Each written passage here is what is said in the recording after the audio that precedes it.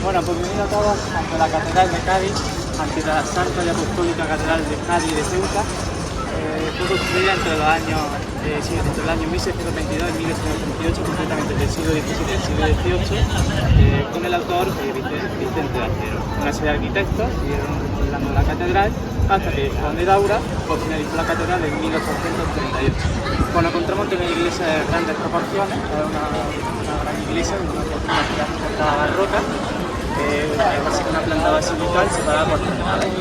Bueno, la fachada también es que tiene características neoclásicas, sobre todo en el interior.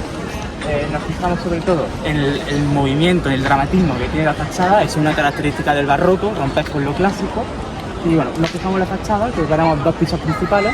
El primer piso, con doble columnas pareadas compuestas, influencia totalmente de época romana. Veremos las columnas que están sostenidas por un plinto, que se me ve aquí. Después veremos la balsa, el fuste, donde podemos ver una serie de relieves. Y también veremos el capitel con hojas de acanto y con las volutas típicas jónicas. Y eso es el capitel compuesto romano. Arriba veremos un arquitrabe, un entablamento. Dentro del entablamento veremos un arquitrabe escalonado, típico de este orden, y un piso continuo con una serie de relieve y de decoraciones. Bueno, la cornisa y arriba del siguiente piso encontraremos otra fachada con columnas igualmente compuestas. Y arriba veremos un pórtico que está roto. Eso es una característica del barroco. Recordad que lo clásico, el frontón clásico es triangular totalmente, y el barroco pues tiene la idea de romper con el clasicismo, y por ello veremos ese pórtico, ese frontón que está totalmente roto. Luego veremos ese triángulo nicho, dando esa idea de movimiento, de caos, que es típico del barroco. Bueno, seguramente pues haya llamado la atención las dos grandiosas torres que tenemos a nuestros lados. La torre de ahí, de mi derecha, es la torre del reloj, una torre muy emblemática en Cádiz, y esta torre es la torre del poniente. También tengo que comentar que también habrá llamado la atención el contraste de los colores que veis en la fachada. Eso es muy característico de esta catedral, ya que la fachada está elaborada de dos tipos de materiales: piedra caliza y piedra accionera. Tenemos que tener en cuenta que esta catedral se terminó de construir en un contexto histórico de una gran crisis económica que pasaba Cádiz tras la guerra de independencia, cuando los franceses pues, invadieron España. También una cosa muy característica de esta catedral, que no se ve desde aquí, es la gran cúpula que veremos en el centro de la catedral. Es una cúpula que está hecha en piedra caliza y está envuelta por cerámica esmaltada con tonalidad amarilla, pero no se ve desde aquí. Así que bueno, vamos para adentro. Ahí también justo arriba apreciamos las líneas cóncavas y convexas típicas del barroco, dando esa idea de movimiento, ¿la veis? Pues nos encontramos ya aquí dentro de la Catedral de Cádiz, como he dicho en la exterior, de planta basilical dividida por tres naves.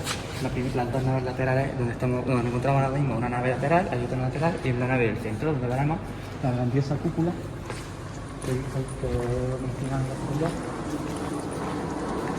Lo podemos aquí apreciar perfectamente, que está sostenida por cuatro pechinas, y hay la cúpula con un grandioso óculo, que es donde proyecta el sol en un momento determinado del día.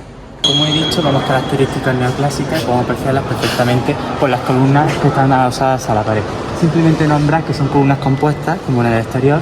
Vemos que están sostenidas por un plinto, con una base, un capitel acanalado, y es un capitel compuesto, con hojas de acanto, que es típico del orden corintio, y volutas típico del orden jónico, y eso forma el orden compuesto romano.